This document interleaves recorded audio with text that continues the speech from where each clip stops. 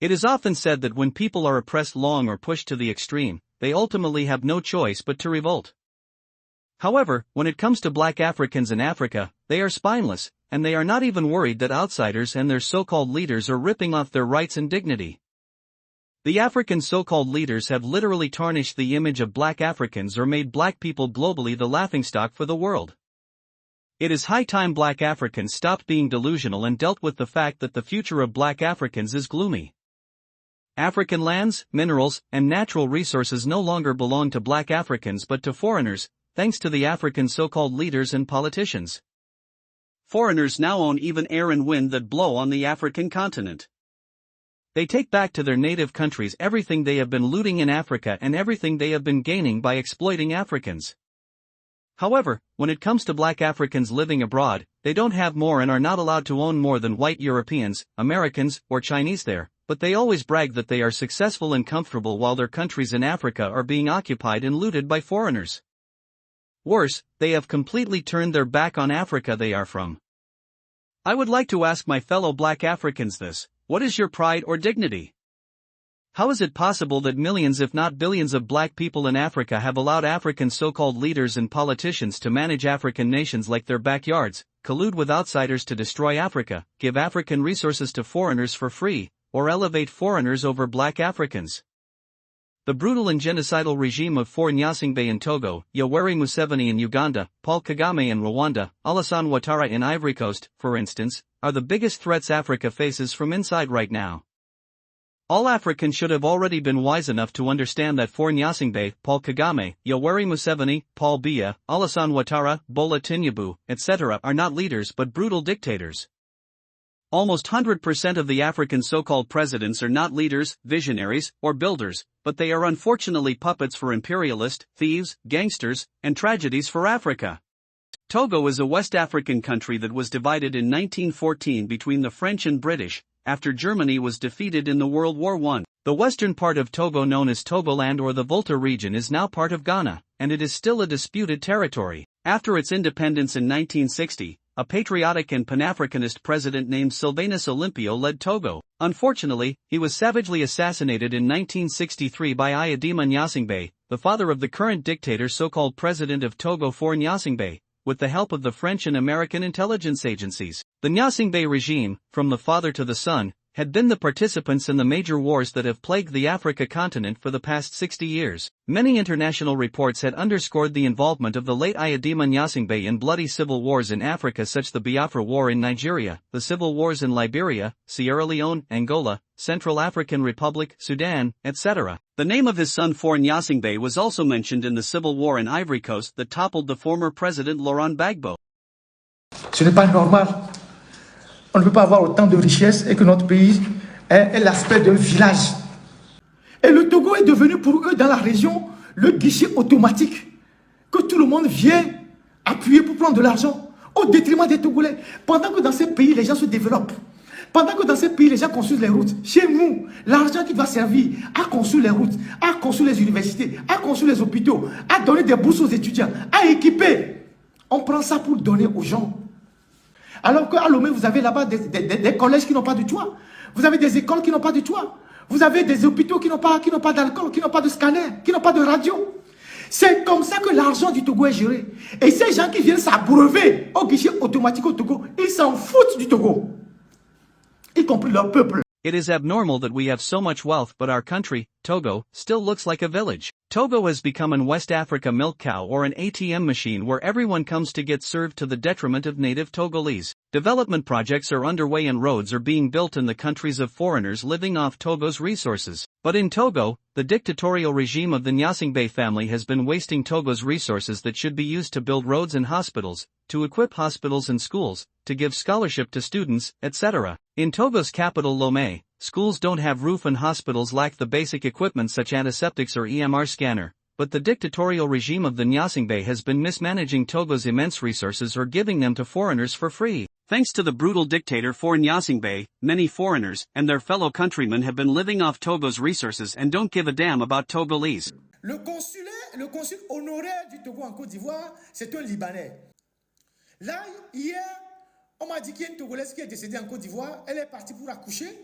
The honorary consul of Togo in Ivory Coast is Lebanese. Yesterday, I was told that a Togolese woman living in Ivory Coast died at hospital while she was giving birth to her child. Ivory Coast's authorities could not find a family member of the deceased, so they called the honorary consul of Togo, who seemed not to care because he is not Togolese. We have so much wealth, but our country, Togo, still looks like a village. Whenever we walk on the streets in the capital Lomé, everything is dirty. There are no functioning traffic lights. Our government is incapable of fixing them. The sewers covers blew up everywhere, and the government is unable to put covers on the sewers. The street lights don't light up, but the company still sends bills for public lighting to citizens. I posted a video of the Todes market where there is a pile of garbage that has tainted this market. This market is full of garbage, and according to the information I have, this market brings in more than 5 million a month in terms of revenue for sold tickets. With 5 million of revenue per month, I think that the mayor of the area in which this market is located has enough money to remove garbage on time so that our sisters, wives, our mothers, and brothers who sell in this market don't sell in the middle of garbage. The presence of a mountain of garbage inside the market inevitably attracts flies that will get on food people by there. This raises a serious concern of microbes and diseases spreading in the market. This is not normal. Our mothers, sisters, and brothers who sell inside this market deserve a cleaner, healthier environment. We have been seeing on social media videos of our sisters complaining about misery that is spread everywhere in the country, about daily businesses that no longer work, about people losing everything and sleeping in the streets, etc. What we see in these videos are the indicators of the deteriorating living conditions in Togo. Today, misery has reached unimaginable proportion in Togo. I receive every day a lot of messages from my fellow Togolese who complaining about having nothing to eat, about having no money to go to hospital or to buy medications. All these cases give an idea about the dire situation or tragedy in which Togolese are today in Togo. All categories of Togolese are suffering. With the videos of our sisters crying, saying that they don't have anything to eat, or videos of Togolese who lost everything in their lives, I think our leaders need to understand the seriousness of the situation. Now, let's talk about the Lebanese. There is about 1 million of Togolese who live in Ivory Coast,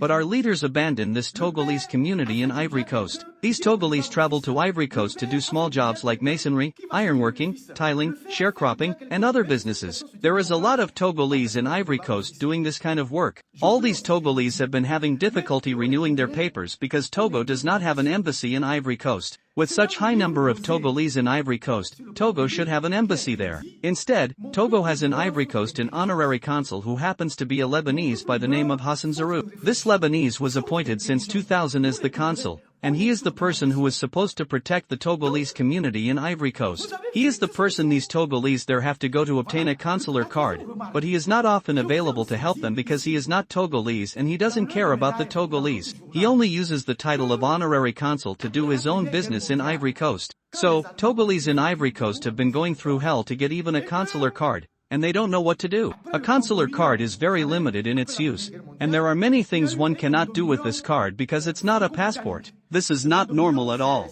Why couldn't the Togolese government appointed a Togolese but a Lebanese as the honorary consul of Togo in Ivory Coast? Can the Lebanese government appoint a Togolese as a Lebanon's honorary consul in another country?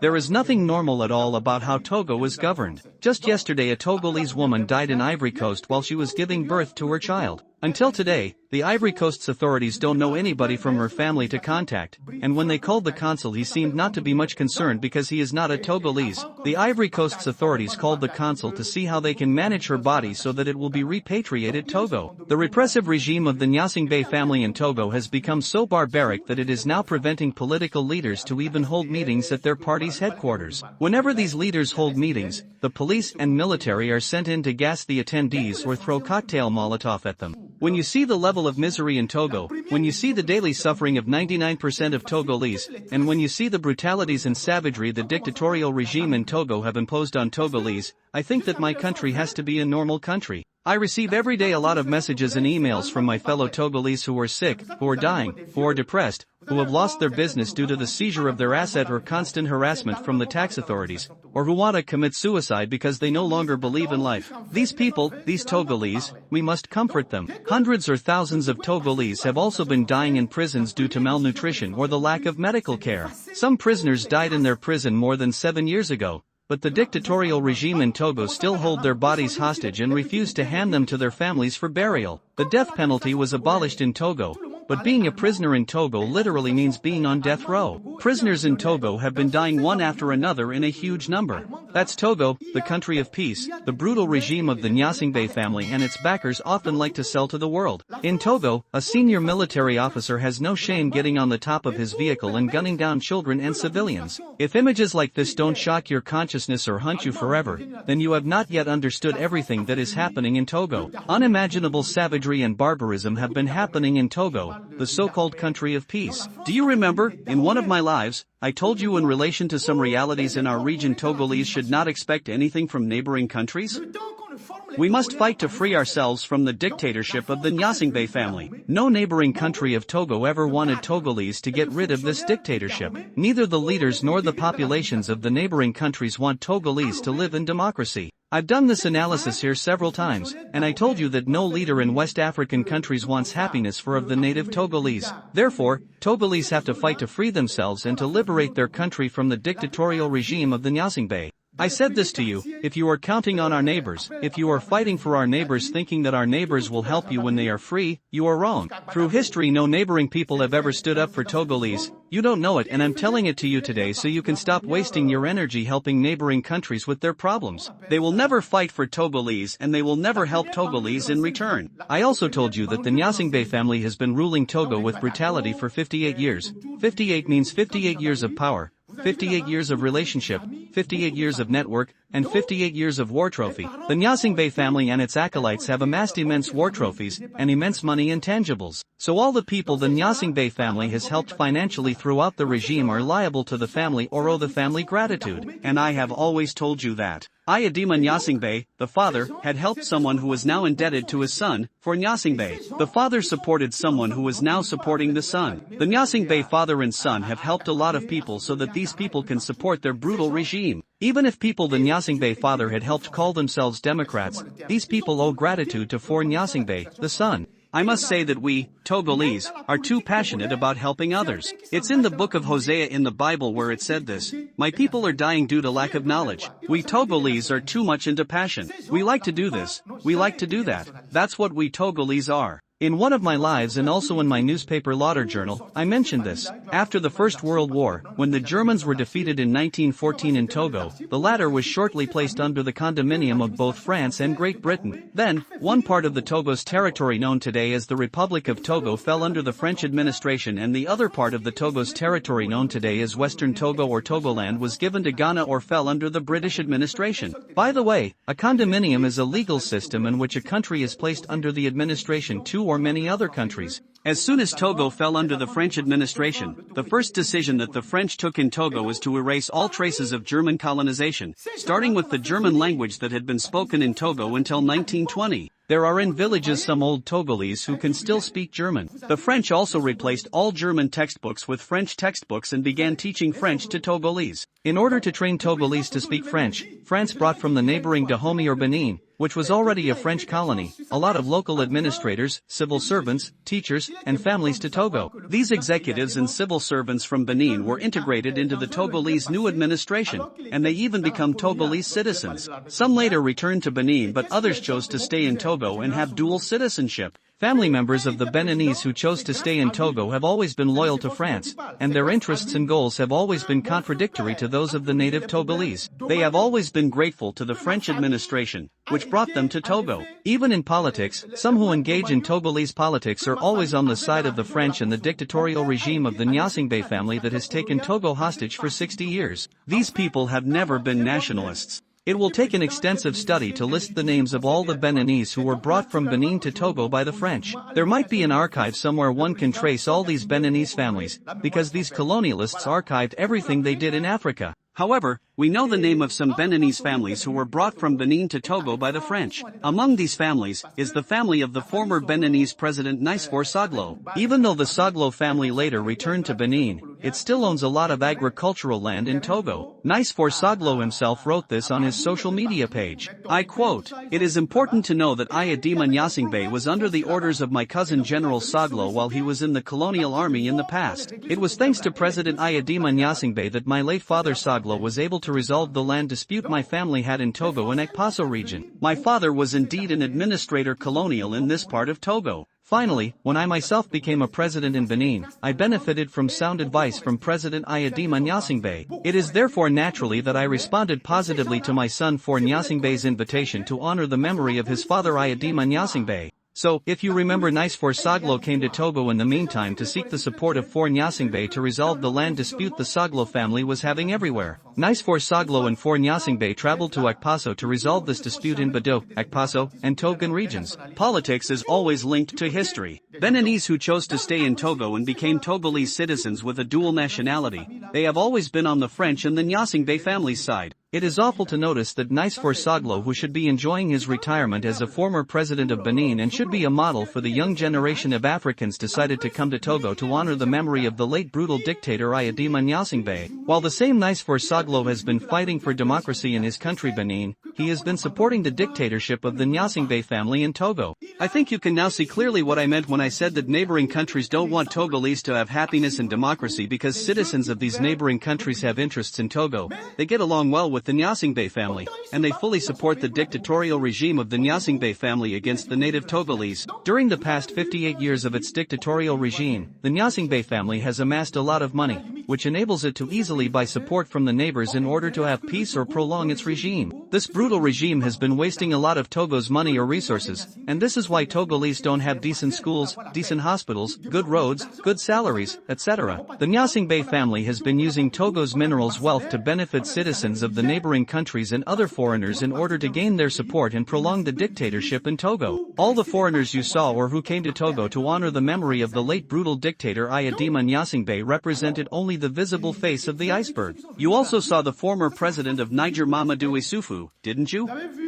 Well, Mamadou Issoufou of Niger came to Togo on board of a military plane of the Republic of Niger. I told you before that when Mamadou Issoufou was running for the presidency in Niger for his first term, it was For Nyasingbe who financed his election campaigns. For Nyasingbe even sent one of his mistresses to Niger to hand 40 brand new vehicles 4x4 and many suitcases full of money to Mamadou Issoufou, while Togo lacks ambulances, vehicles for Togolese civil servants, scanners in hospitals, etc. All these foreigners who came to Togo to honor the memory of the late dictator Ayadima Nyasingbe didn't do it for free. However, one should also ask whether For Nyasingbe was celebrating the 20th anniversary of the death of his father or he was celebrating the 20 years of his brutal regime. We will find this out later. In Niger, even though there is presently a so-called revolutionary leader, Mamadou Issoufou is still the real president of Niger because he was the one who pushed the soldiers to overthrow his friend Mohamed Bazoum so that he could keep the power. Mamadou Issoufou is actually the person who decides about everything in Niger right now. The Togolese neighbors such as Mamadou Issoufou of Niger don't care at all about native Togolese.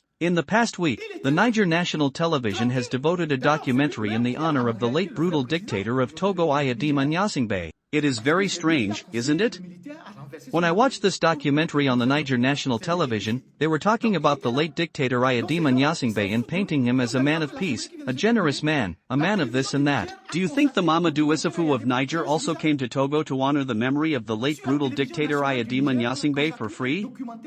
He surely also returned to his country with money he needed from For Nyasingbe. Besides Mamadou Issoufou, the former president of Benin Nice for Saglo, the former president of Mali Alpha Kanar, the former president of Benin Yayi Boni, and the former putschist president of Chad Gukuni Wadai also came to Togo to honor the memory of the late brutal dictator Ayadima Nyasingbe. As for the former Chadian president Gukuni Wadai, he came to Togo on board of a private special plane the dictator For Nyasingbe dispatched to Chad to pick him up. There were other invitees or attendees we had not seen. For Nyasingbe often invites these foreigners to Togo on the Togolese taxpayers' money, accommodates these foreigners for free, and gives them bags of money when they leave. As the former president of Benin Nice for Saglo loudly calls the dictator For Nyasingbe his son, do you think For Nyasingbe will have difficulty sending money to Nice for Saglo if he asks or says he needs money? This is how citizens of the neighboring countries of Togo and other foreigners have been taking advantage of Togo's minerals wealth to the detriment of native Togolese for decades. Togo has become an ATM machine for citizens of neighboring countries and other foreigners who often come to Togo to give support the dictatorial regime of the Nyasingbe family in exchange for money. While people in these countries advance and build infrastructures,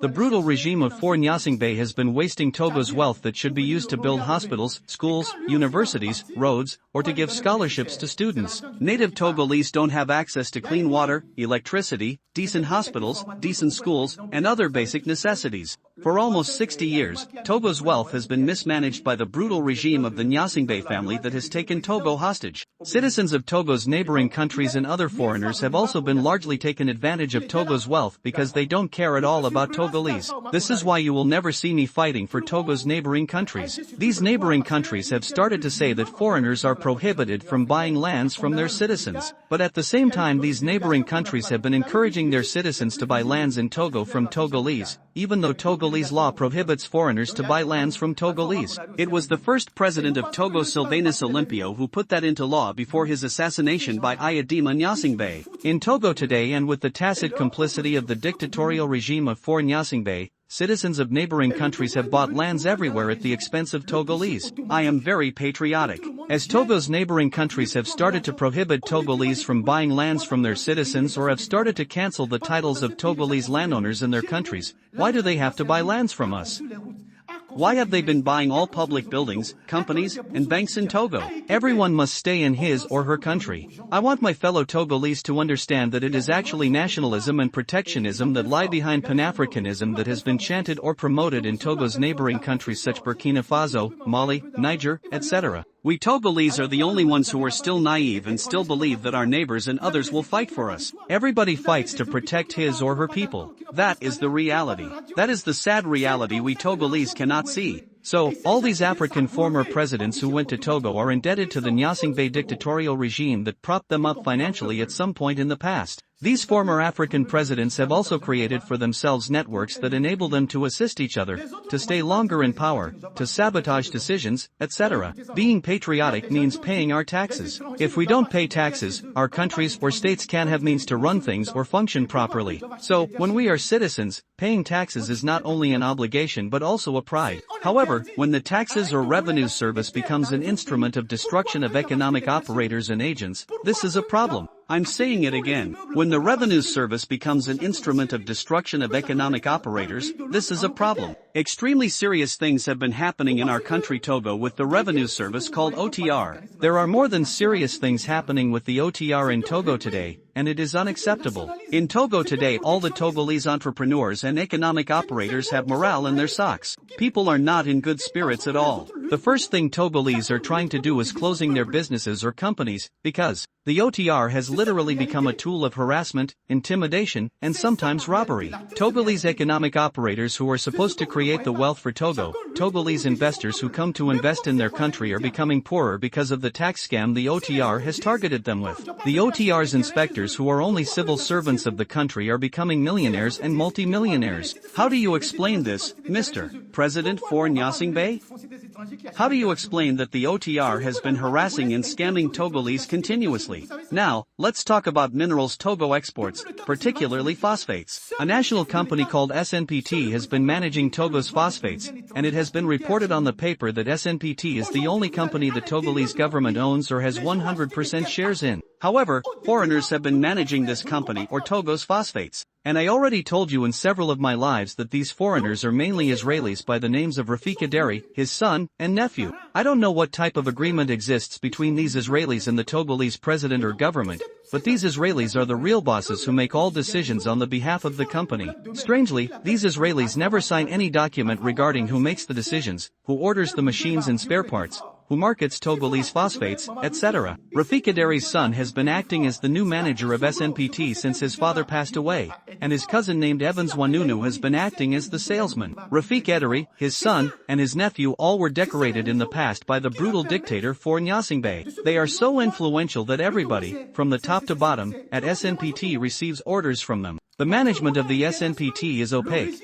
as it has been run like a mafia's company. There are at least 10 people who already retired from the SNPT many years ago, but they still receive their salaries as if they are still active employees. Rafik Aderi's nephew does nothing important, but he has been paid $8 million monthly. His son is even paid more than his nephew. On December 31st of every year, the SNPT reviews its annually outputs. Last year or in 2024, the SNPT's outputs was 1,400,000 tons. For 2025, the management has asked the employees to reach 1,600,000 tons. Everyone knows that the price of phosphates has increased on the international market because of COVID-19. This has made it possible for Morocco, for instance, to gain a lot of revenues from the export of its phosphates and to then reinvest these revenues. But in Togo, we don't really know where the revenues from the Togolese phosphates export have been going to for decades. With millions of tons of outputs annually, where have the revenues of the Togolese phosphates been going?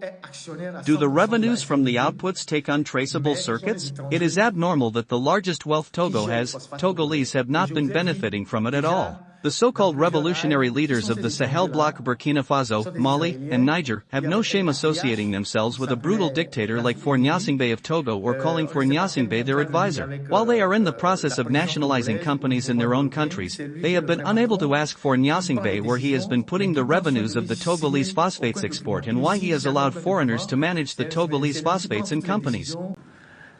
C'est quand même anormal que la plus grande richesse que nous avons, les phosphates, on n'arrive pas à cerner les recettes des phosphates au Togo. Faure Gnassingbé, the so-called president of Togo and probably the most brutal dictator in Africa right now. Faure Gnassingbé has even become an advisor to the so-called revolutionary leaders Assimi Goïta of Mali and Abdourahmane Tiani of Niger. Faure Gnassingbé seized power 20 years ago in a constitutional and bloody coup after the sudden death of his father, who was not just brutal but barbaric. For more than 60 years, the Gnassingbé family has taken Togo hostage, has been oppressing, depriving, and starving Togolese. As it reported, the so-called revolutionary leaders in Mali and Niger have suddenly become the adulators and admirers of Faure Gnassingbé because they have also been receiving millions if not billions of dollars of stolen money the Gnassingbé brutal regime has been giving out for almost 60 years to buy foreign support and to bribe high-ranking individuals, not to say anything about its several human rights violations. For the past 60 years, the brutal regime of the Gnassingbé family has also supported financially or enriched many politicians and individuals in West Africa, across Africa,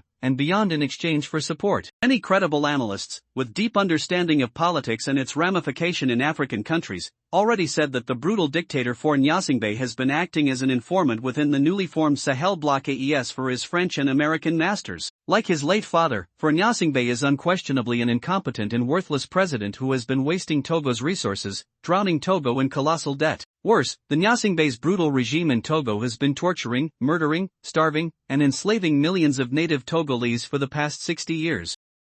It should be very clear now to everyone that the main problem Africa faces right now comes from its so-called presidents, politicians, intellectuals, and academics. Even though the so-called African leaders have tarnished the image of Africa, black people should not let others shame or despise them. Contrary to unimaginable things that have happened in places such as India, China, or Europe, there has never been in Africa and throughout its history a debate on whether baby girls have the right to live or whether the construction of a human zoo is moral. So, why we Africans still allow others to lecture us about human rights? Contrary to France and the rest of Europe, where women were considered as objects until 1970 or where the society had to decide whether women and black people should vote, there has never been in Africa a debate on whether women have rights or on whether others have the right to vote. So, why we Africans still allow others to lecture us about human right and democracy? In Africa, since the dawn of time, women have led the society as queens. So, why we Africans still allow others to lecture us about women's rights?